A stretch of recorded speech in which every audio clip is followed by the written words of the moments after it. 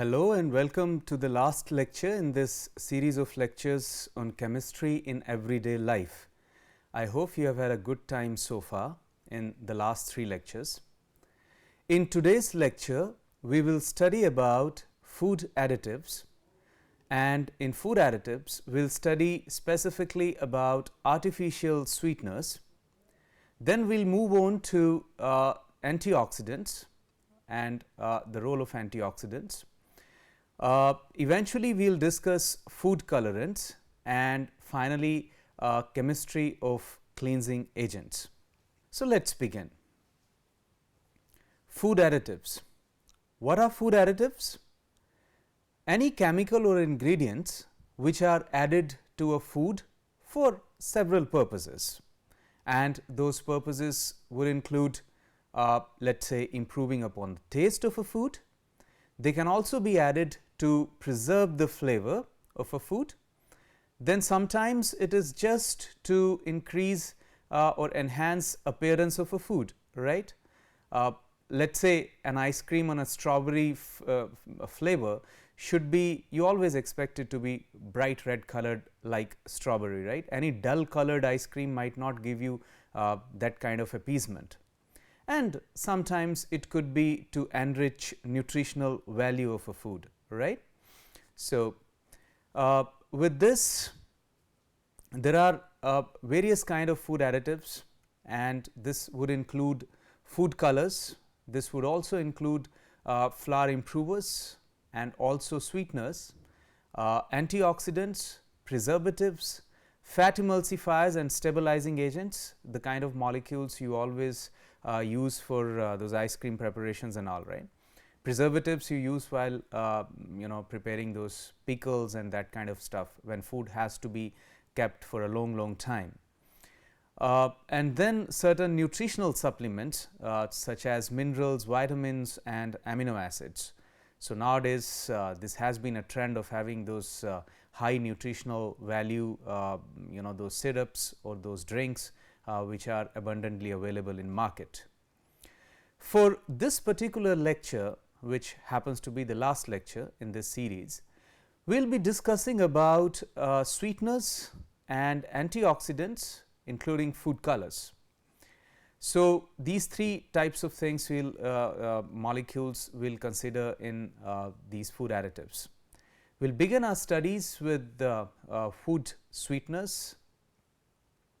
So, sweeteners can be basically of 2 kinds. One type of sweeteners are the ones which are obtained from nature, right. So, something like sugar and or maybe honey. When we talk of sugar refined, it is not exactly natural, it is quite refined, been processed. But let us say you look at those such jaggery, for example, that is more natural in its comparison. Then there is an entirely different class of compounds which is man made and artificial. Nevertheless, they are also very sweet, and these are a class of artificial sweeteners. Now, example as is being shown in this slide, in this picture, is a very famous artificial sweetener called saccharin, right. Now, there is another thing. Most of these natural sweeteners are generally of high nutritional value. You may not call it great, but certainly they are high nutritional value, meaning thereby they provide you enough energy, right. For example, you take some sugar and you get glucose within no time, right. And on the other side, well, when we talk about artificial sweeteners, generally these sweeteners they would have a very limited nutritional value, and sometimes they would have no nutritional value, which means that for most of these molecules the body is not able to process these molecules in any way which will provide energy to the system, right. So, no glucose, nothing. So, in order for any body any molecule to have a nutritional value, it must be able to produce those ATPs, must be able to somehow find its way into this Krebs cycle and produce energy. So, these molecules are not able to work in that manner. As far as their artificiality is concerned, not all the molecules having sweetening properties with no nutritional value are artificial. There are some compounds like stereosides, etc. They are actually found in nature, and they won't have any nutritional value, but still they are extremely sweet compounds. You have read so much about sugars, so we are not going to discuss anything about natural sugars. The kind of molecules which interest us are these artificially derived non-nutritional sweeteners. Okay. Why do we need these kind of non-nutritional sweeteners? Primarily for 2 or 3 reasons, as you could also probably assume. First one being for patients who are suffering from diabetic, right? Because in diabetic you really would like to control your insulin machinery, and in order to control insulin machinery you don't really would like to feed it with ready-made glucose molecules, right? Something of the kind of sugars when we intake. So then diabetic patients are generally refrained from taking sugar rich food, leave alone sugars. So for these molecules, for these patients to get a flavor of sweetness, it is important that they thrive upon certain other class of compounds, and these non-nutritional sugars, non-nutritional sweeteners, they would come handy for these patients. Second is the kind of people who are suffering from obesity and they would like to reduce waste. Now, one good way to reduce waste is you don't thrive upon those sugars. So again, for such people, in order to have that tinge of sweetness in foods, they would rather like to go on non-nutritional foods than to thrive upon the traditional sugars, right? Another very important thing is about the economics. When you talk of most of these artificial compounds, one thing is invariably seen in these compounds that they are extremely potent on a sweetness to weight basis when compared to sucrose, which is your natural sugar, right? Let me elaborate on this point. In the coming slides, you will come to know what I really mean by this. So these are some of the molecules we are going to study, 6 basic class of compounds. We will discuss aspartame, we will discuss saccharin, sucralose, acesulfame, cyclamate and allitame.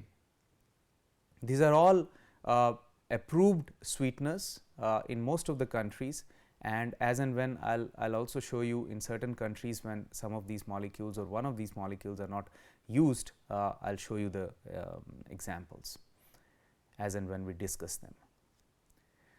So the important point to mention here is how much sweet is an artificial sweetener, which means how would we measure a sweetness potency of a particular molecule, right? For example, we generally claim that aspartame is 200 times more sweeter than a simple sugar molecule, which is sucrose.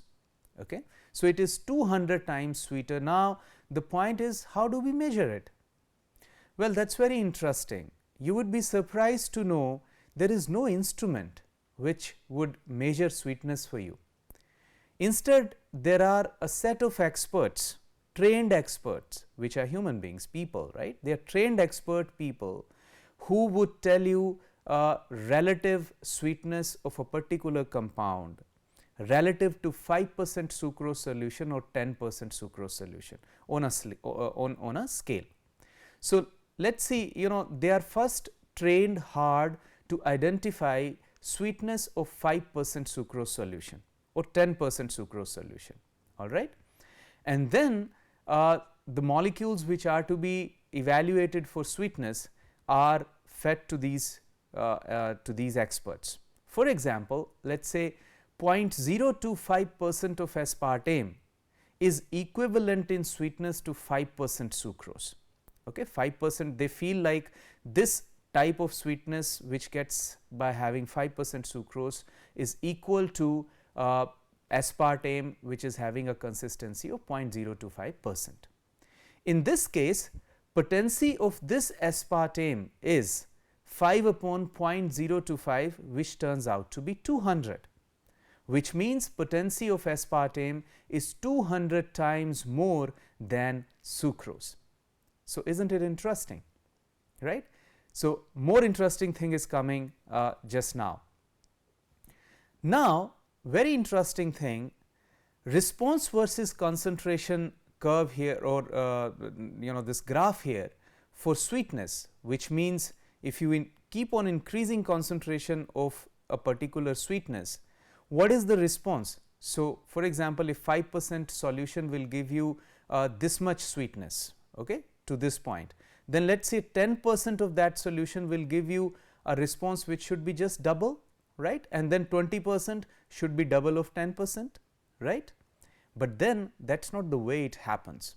So, you do not get this kind of a linear response. Instead, like you see in this example, 2% sucrose solution would have a potency of 625 relative to aspartame, okay, which means aspartame is 625 times more sweeter in comparison to 2% sucrose solution, right. But when you take this measurement relative to 10% sucrose solution, potency decreases to just 110, right. So, what you would generally note is increasing the concentration would no longer produce increasing sweetness, and then a response would asymptotically approaches a maximum value. This a maxima is approached in no time. That is a very commonsensical response to draw, right, because what would happen, since there are experts, there is a human intervention which is going to measure sweetness. So, beyond a certain point, every sweet will be very sweet or extreme sweet. It will be limitation of our own ability to judge, okay. Our receptors, our sweetness receptors, they will be completely saturated with those molecules, and it will be very difficult for a person to judge the relative sweetness of two molecules, okay. Now, I already mentioned about the receptors, right. So, when we talk of mode of action of these sweetener molecules, it means the second question we are coming to is how do our body perceives a molecule or some taste as sweet? That is actually a very difficult business for scientists to do, simply because you must understand taste cells actually lies in this epithelia, which epithelia is actually surrounding these taste buds, right. And these epithelia, these taste active cells are very difficult to isolate. More difficult is the phenomena of actually isolating exact receptors which are which are actually able to send a signal for sweetness. And in the previous lectures, I have already apprised you about the receptors and how receptors behave. So, the problem in hand here is that to isolate receptor specific binding of those sweetener molecules from non-specific binding to other components is extremely difficult, which means that people have gathered this opinion that these sugar molecules and other non-sugar sweeteners, they bind to receptors also, and apart from the receptors there are also certain non-receptor areas where these molecules can bind and elicit a sweet response, okay. What has been known so far in this area is this. So, this is a particular cell, a taste cell, okay, which is to elicit this sweet response here. Basically, giving you sweet responses to kind of give a signal to adjoining nerves, and a signal to passing nerves will be given through opening and closing of these ion channels. In case of sugars, the ion channels in question are potassium and calcium ion channels. So, closing of one ion channel and opening of another ion channel will give you enough response to the adjoining nerves, which will take the signal to brain and make brain feel that something sweet has been taken, okay. Now, manipulating these ion channels can be done in two ways. A molecule can directly bind to these ion channels, right. In the other case, molecules can actually bind to a particular receptor, and through binding of this receptor, a cascade of activity will start to happen. And because of this activity, what happens is basically certain enzymes are activated. Because of those enzyme activations, certain secondary messengers are evolved, and those secondary messengers are able to finally control this type of ion channels here and elicit a sweet response. It is broadly perceived amongst the scientific community that non-sugar sweeteners or non-nutritional sweeteners, they generally bind to these type of receptors, whereas sugar molecules, those sweeteners, those sucrose, glucose, other molecules, they generally bind to these type of ion channels. Okay? And this is actually one reason why these non-nutritional sweet molecules are actually so sweet, because a very small amount of receptor being impregnated can elicit a huge response, and that we have seen during our drug design lectures, previous 2 lectures or so, right. So, with this I will now take up all those examples one by one and apprise you of the merits and demerits, if any, of these non-nutritional sweet molecules. The first one in hand is aspartame. Aspartame, as you could see, is a dipeptide, and it is a dipeptide of aspartic acid and phenylalanine ester. So, if you note here, this part is aspartic acid, right, this part, and this part is a methyl ester of phenylalanine. I hope you are aware of these amino acid residues. Now, this molecule is around 200 times more sweeter than table sugar. Hence, a very small minute amount is consumed, resulting in negligible calorie contribution, since it is not entirely non-nutritional. It provides 4 kilocalories per gram. The discoverer of this compound was James Slater in 1965, and by 1981 FDA approved its use as a sweetener molecule.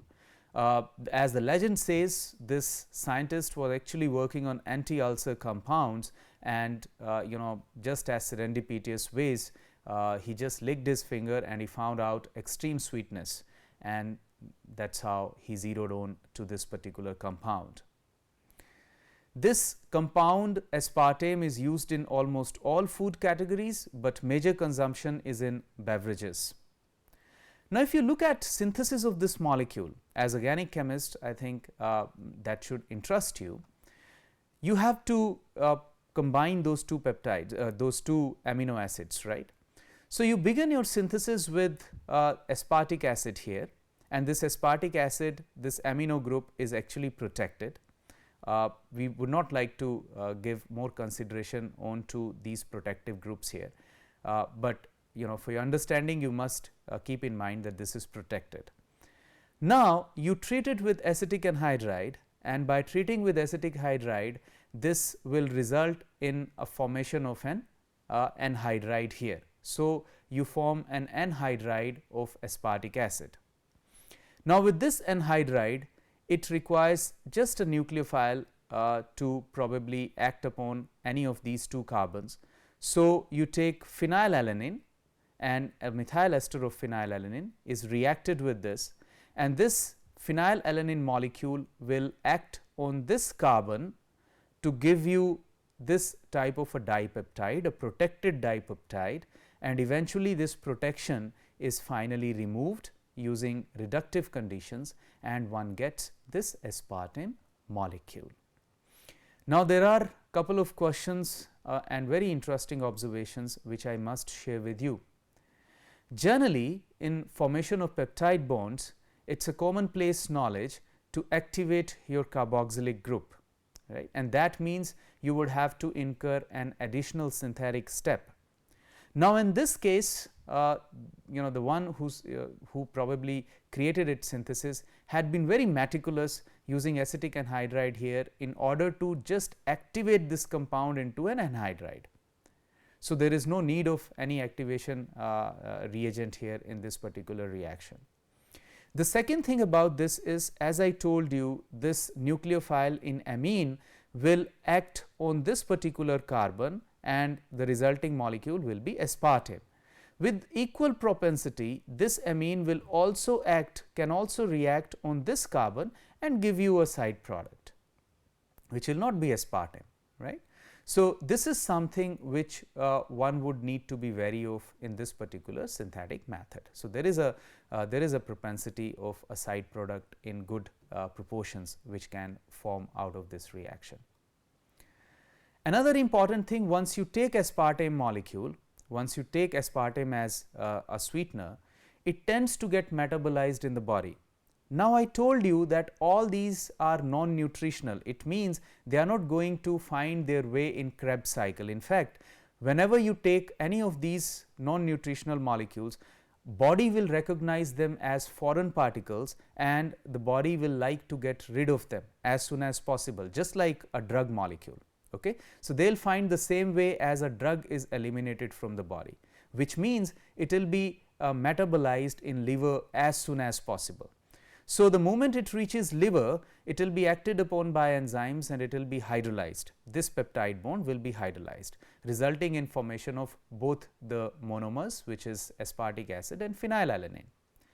Now, the problem is for people who suffer from a disease called phenylketonuria, which is their body's inability to process phenylalanine, and then phenylalanine tends to get accumulated in the body. So, for such patients, using aspartame as a non-nutritional sweetener is certainly not advisable, right. So, let us move on to the second molecule. The second molecule we are going to study is saccharin. This is the most widely used non-nutritive sweetener in the world. Molecule is benzene isothiazole dioxide. So, it is an isothiazole dioxide here. This molecule is sparingly soluble in water, hence it is used as a sodium and calcium salt.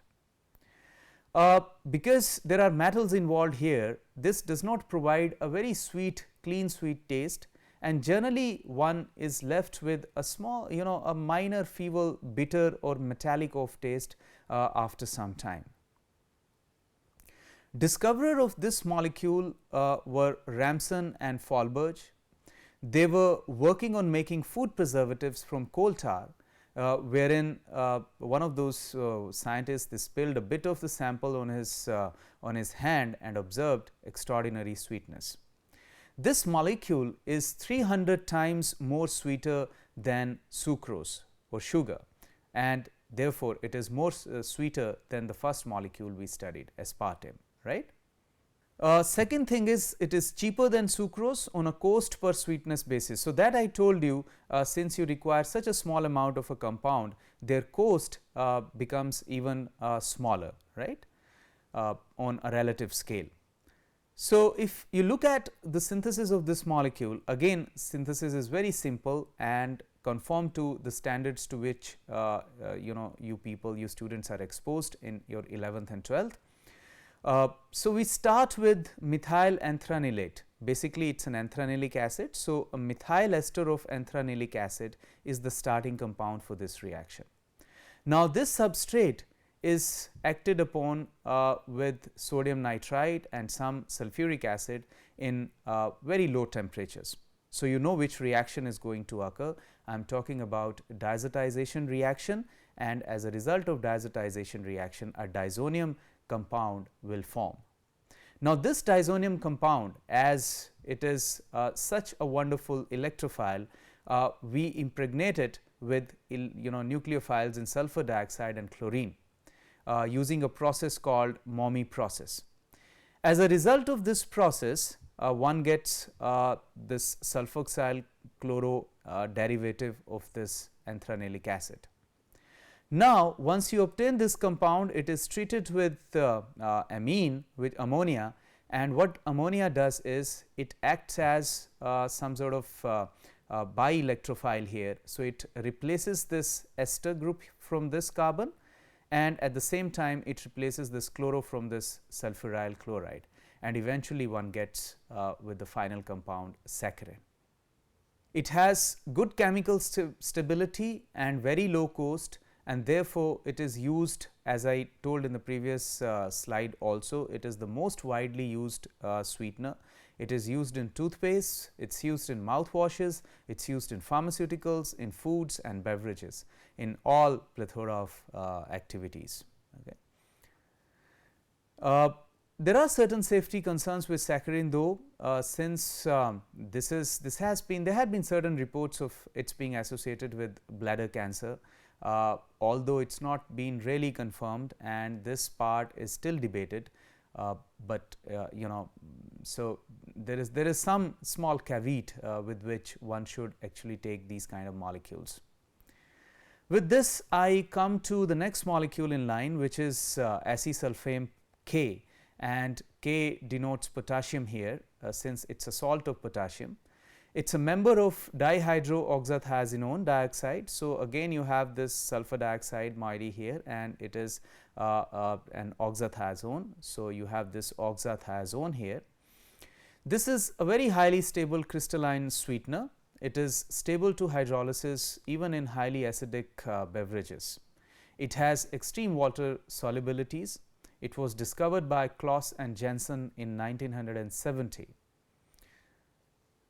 Now, if you look at the its sweetening index, you find that this compound is 200 times more sweeter than sugar. And the other important point about this is it is perceived quickly without any unpleasant delay, as we saw with the previous compound we studied, saccharin, right. Now, again if you look at the metabolites, again this is a foreign particle, so body would like to get rid of this molecule.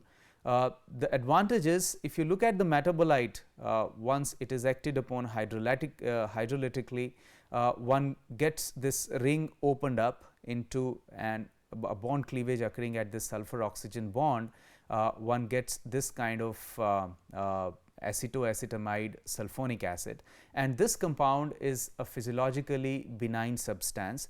It has not shown any toxicities, hence this compound you can consider as a safe compound to intake as a replacement of sugar molecules. So, as far as synthesis of this compound Acesulfame-K is concerned, you start with an isocyanate. Isocyanates are these molecules with this functionalities: C carbon joined with an oxygen and joined with nitrogen through double bonds. So, this makes this carbon extremely electrophilic. Okay. So, what we do is, it is treated with acetone, and with acetone it is with this carbon acts as a nucleophile here, acts on this carbon and eventually gets to this particular compound, which is halosulfonyl acetoacetamide. Now, if you treat this again with a base, what base is going to do is abstract a proton from this position, this methyl position, and eventually convert this structure into an enolate, right. So, you would have a double bond here and OH, and you would have a double bond here and CH2. So, with this enolate, there is a possibility of nucleophilic attack from this carbon as well as from this oxygen to this sulfur, since one would like to get rid, this compound would like to get rid of this chlorine here, right. It is a intramolecular cyclization reaction. What eventually happens is, it is an oxygen which reacts, and basically you can ascribe this reaction to hard interactions. You have oxygen as an hard anion here, and you have sulfur as an hard electrophile. So, if you look at applications of this, it is a non-caloric sweetener. It is excreted completely and rapidly in urine. It is used in low calorie and calorie reduced beverages. Generally, it is blended with other sweeteners, and generally those synergistic effects of sweeteners are, they give a better quality for these artificial sweeteners. Next molecule in line is cyclamate. Cyclamate is a salt of cyclamic acid, and cyclamic acid is this compound, this sulfonic acid here. So, a sodium salt of this sulfonic acid would be considered sodium cyclamate. If this is calcium salt, then it is called calcium cyclamate. So, generally people who are on low sodium diet, they are given this calcium salt, and otherwise sodium salt is the one which is prevailed more. Discoverer of this compound was Michael Sweda in 1937. If you look at the relative sweetener index, you find this compound as 30 times more sweet in comparison to sucrose.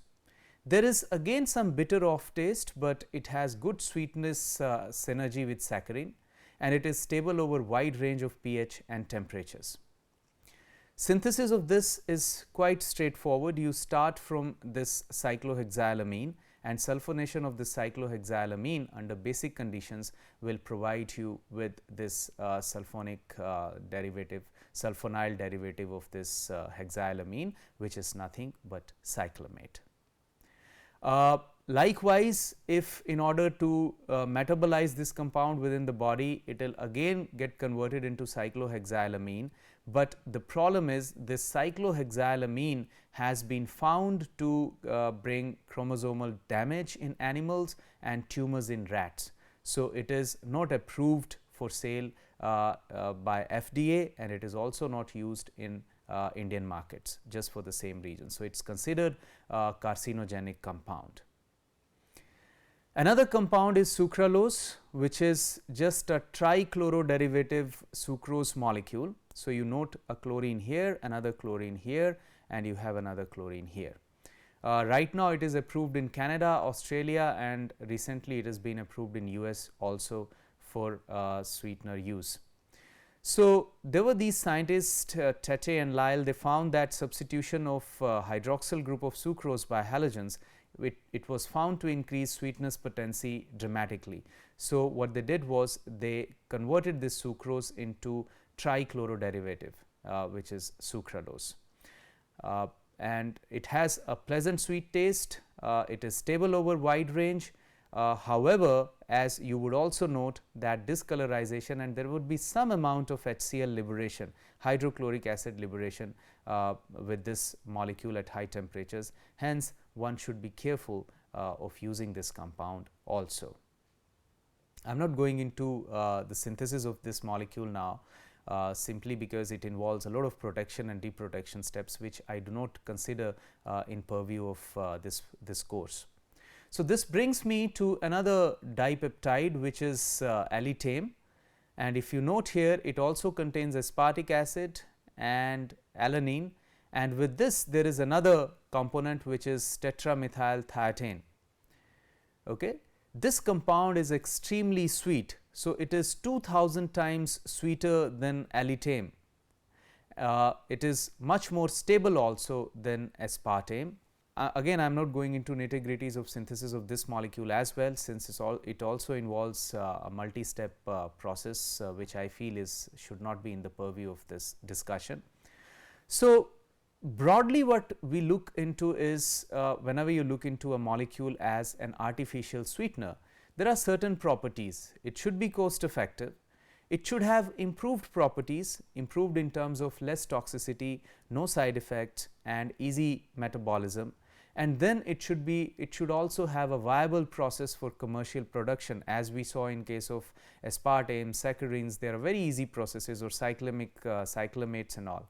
So, easy reactions, easy synthesis, cost effective methods, and better properties are the ones which people look for, and this is still a burgeoning area. Many people are continuously working on this area to find out new molecules with better properties as sweeteners. Okay. So, with this I will take this journey forward to next kind of compounds, which are antioxidants, and basically you must understand why one would require antioxidants, because in our body during normal respiration process, during normal digestive processes, whenever we take some food, there is always generation of certain free radicals. Okay. Even with simple oxygen which we take for breathing gets converted into kind of oxygen free radical, which converts into peroxy free radical, and that free radical, peroxy free radical, can actually go on and form hydrogen peroxide in the body. So, these are called reactive oxygen species which keep on getting formed as as a side product, you can say, of metabolic processes taking place in the body. Now, the problem is that even if they are side processes, they are extremely hazardous, okay? And they are hazardous to an extent that these peroxides tend to react on and tend to act upon cellular membranes, they act on lipids present on cellular membranes, they act on nucleic acids in DNAs, they act on let us say other protein structures which could be part of very important enzymes in the body. So, gradually, slowly and steadily, they tend to kill these structures, okay, tend to distort these structures, and with distorting of these important biomolecules, longevity of a human being tends to decrease. So, then that is why we say a person having a lot of free radicals probably will have a lot of disastrous or negative processes going inside. So, now there comes this class of antioxidants molecules which are there to scavenge these free radicals formed within the body, right. So, antioxidants, they act as scavengers and they scavenge peroxy and oxy free radicals formed during auto oxidation radical chains. So, I told you there are these auto oxidation processes continuously taking place within the body even as you breathe. So, what basically happens when these peroxy radicals, for example, they tend to generate reactive free radicals from biomolecules, any of them could be represented as this R free radical. So, these free radicals then tend to engage in chain propagation steps, meaning thereby they will constantly react with oxygens, produce these peroxy radicals, and these peroxy radicals will again generate this R here, this R free radical, forming this peroxy acid in process, right. Now, what would an antioxidant do then? Antioxidants have this inherent ability to kind of generate free radicals which are able to stop these chain propagations as and when these happen. So, mostly these antioxidant molecules, they contain certain groups, generally phenolic groups, which play a major role in stabilizing these type of peroxy, these type of free radical compounds. So, they stop this chain propagation from occurring forward, and that is how they stop this oxidative processes occurring in the body called oxidative stress within the body. Okay. We will discuss only one representative compound, and this compound is vitamin E, which is more specifically called tocopherol. It is found in plants and animals, and it is a necessary complement of antioxidants. Right. There are other vitamins also like ascorbic acid, vitamin C is also a fantastic antioxidant molecule. We will only consider this vitamin E. Generally, lipids on the surface of cereal food are easily oxidized and emit unpleasant odors. You might have seen that and heard about a process called rancidity. So, when you leave a fatty acid, when you leave an oil for a long time in oxidation under oxidative atmosphere in air, you would see that after some time it will start to give you a very foul smell, and that smell is that process is called rancidity. That smell comes out of those peroxy acids which are formed. So, in order to preserve those oils, generally vitamin E is added or sprayed onto these molecules. So, what vitamin E in fact does, I told you this process of generation of these peroxy radicals, right. So, you look at this molecule now, this is a molecule of tocopherol, and because of this oxygen here, it tends to get oxidized through a single electron transfer reaction, forms a free radical here, and in the process of forming a free radical, it actually is able to provide another electron to this peroxy radical and stop this propagation process right here, and in turn it itself gets stabilized into formation of this kind of dimeric species, or sometimes some molecules can also engage in formation of quinones. Okay. So, in that case they are able to release 2 electrons, 1 electron at a time, right, and all those quinones or these kind of dimeric species are very stable compounds. So, they do not go any further oxidative processes, right, and that is how they put a full stop to an oxidative process occurring within the body. Coming to the next class of studies is food colorants. Again, in this case food colorants could be natural pigments, they could be added colorants. I will keep my discussion to natural pigments, wherein I will discuss about carotenoids, which are responsible for colors in various vegetable products and in animal products like fruits, eggs, dairy products and cereals. If you look at the structure of these carotenes, you would note that these are highly conjugated structures, right. Look at the double bonds in conjugations. There are so many double bonds in conjugation. It has a logic. A molecule having extended double bond, conjugated double bonds tend to be a colored compound, simply because what would a compound need to be colored, right. If you understand this, you know, a compound, in order to behave as a colored compound, should be able to absorb photoelectric radiation. So, those photo radiations, those photons, right. Now, with extended conjugation, difference between the filled orbitals of these molecules and unfilled orbitals, the difference starts to become lesser and lesser, and there is a point that it becomes so less that a small frequency, a small energy photon coming from photo irradiation is enough to make that electron jump from an unfilled orbital to a filled orbital. It means it has started to absorb radiations, and through absorption it will give you a certain color.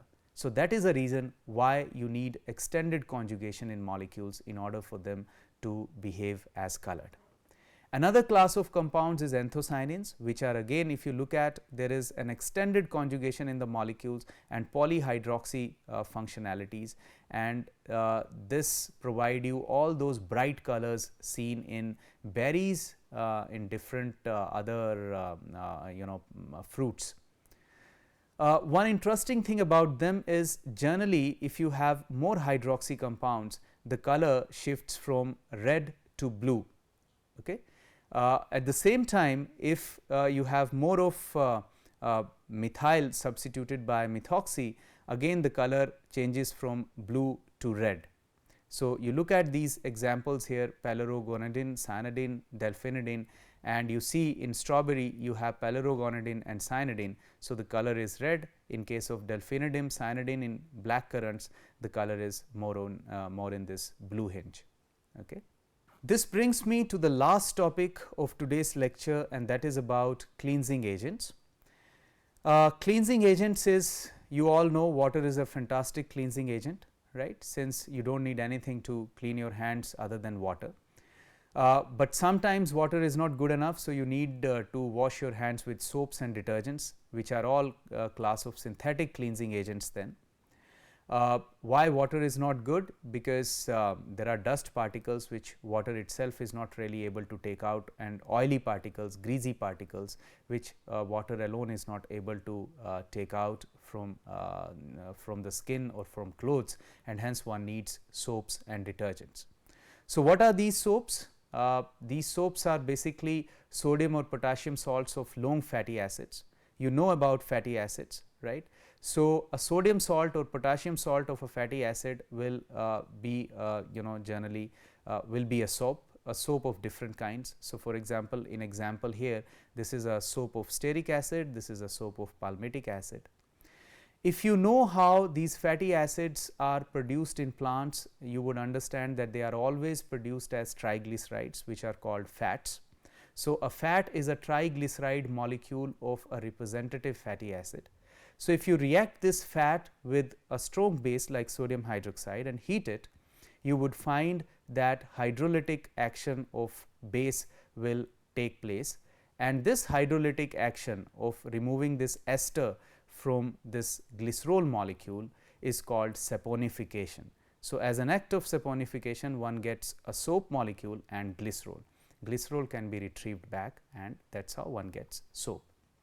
There are various kinds of soap. transparent soaps, medicated soaps, laundry soaps, scoring soaps, shaving soaps, etc., depending upon the kind of the use for which they are made, and that is done by using certain other additives like adding perfumes to soap, adding certain medicinal compounds to soap, so on and so forth. What is the phenomena of a soap taking dust away? Look at this surface. This is a surface of a cloth, for example, right. This surface contains a lot of grease. Okay. Let us say these oily particles are on the surface of a cloth. Now, when you add water, when you add soap to it, soap has a fat loving tail and a water loving head. So, once in water, it arranges in this type of globular or round structures in which the core is surrounded by these fat loving tails, whereas the surface is surrounded by these polar chains. So, within this core they actually engulf this fat particle or this oil or this grease, and basically this grease is separated into emulsions, and hence now when you wash it vigorously with water, water is able to carry out these emulsions, take away these emulsions, leaving this surface of the cloth clean for you.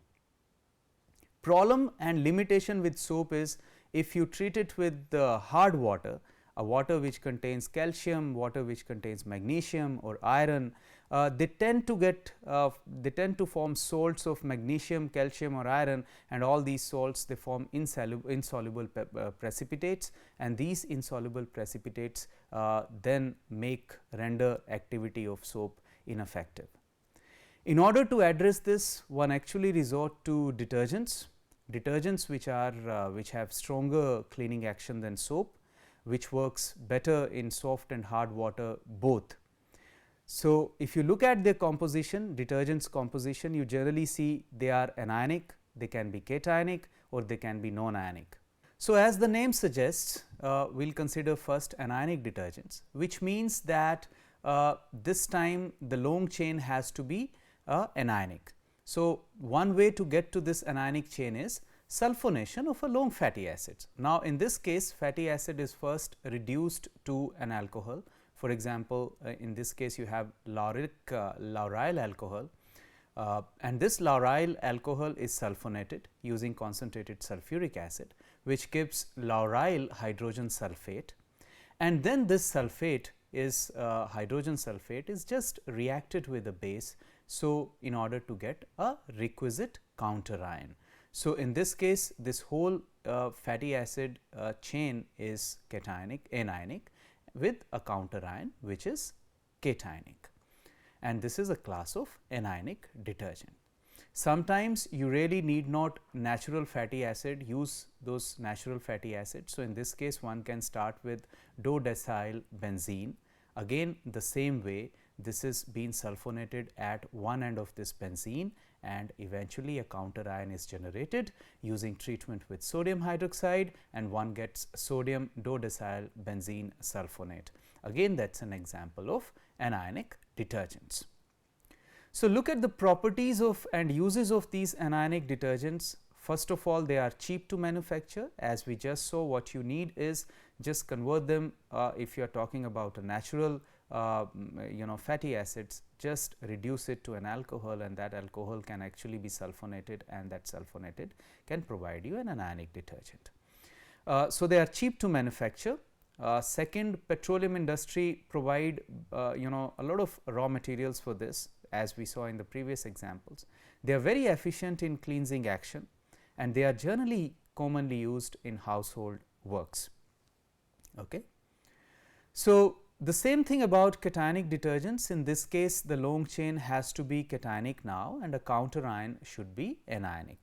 So, one easy way to get a cationic long chain is to use quaternary ammonium salts. So, one takes quaternary ammonium salt here of cetyl trimethyl compound.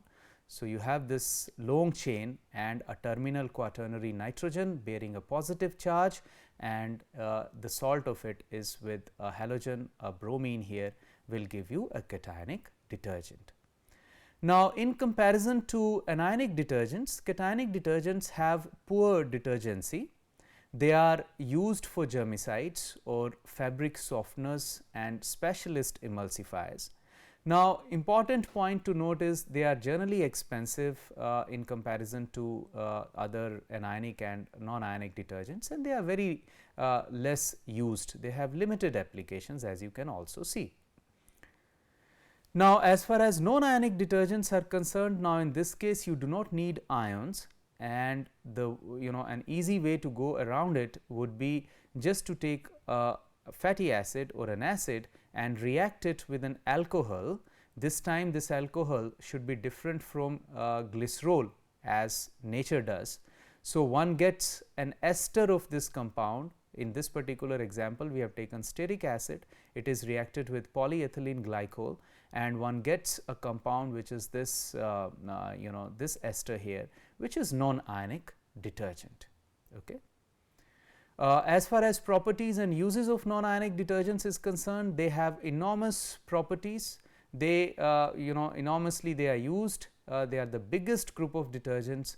For example, in liquid dishwashing detergents, they are generally used and other applications also.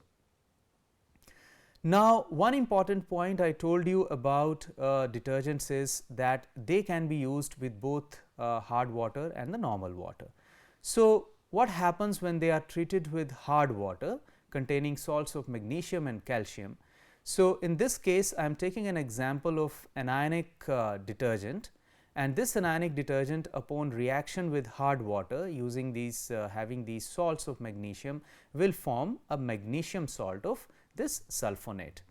But unlike magnesium salt in case of soaps, magnesium salt of those fatty acids which I told you were not soluble in water, in this case these magnesium salts of sulfonate, since sulfonate is very polar.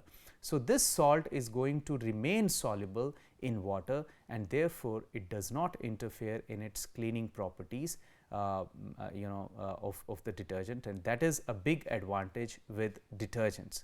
But again, with every good thing it comes with certain caveats. So, when you talk of detergents, there are also certain disadvantages, and an important disadvantage is their being non-biodegradable and their being harmful to skin also to an extent. More than that, they tend to produce stable and harmful foams in water, which creates soil pollution, which creates danger to aquatic life, which also does water pollution at large. So, one must also look into alternatives, into other compounds in future. This is also a science which needs to be taken more seriously, and other compounds need to come with detergent actions which should have which should be easily metabolizable, which should be biodegradable, and should be easy on mother nature. Okay. So, with this our topic is coming to an end. Before I finally close down, let me summarize what we did for this particular lecture. We started with food additives, and in food additives we specifically targeted sweeteners, antioxidants and food colors. In sweeteners, I spoke about all the prevalent molecules present in the market as artificial sweeteners, their their limitations, their uses and their usefulness. In antioxidants, we limited our discussion to molecules from nature, okay, which impart colors to foods and other things. Then finally, we moved to cleansing agents. In cleansing agents, we discussed soaps and detergents, advantages of detergents vis-a-vis soaps, and also their limitations and their impact on environment. This lecture was prepared using these references shown on the screen, and students are encouraged to go to these references in order to further read and inquire about this topic. With this, I thank you all for your patient hearing, and this was the fourth lecture and last lecture in this series. So, I hope you must have drawn some very important points from all these 4 lectures. Thank you very much for staying with me.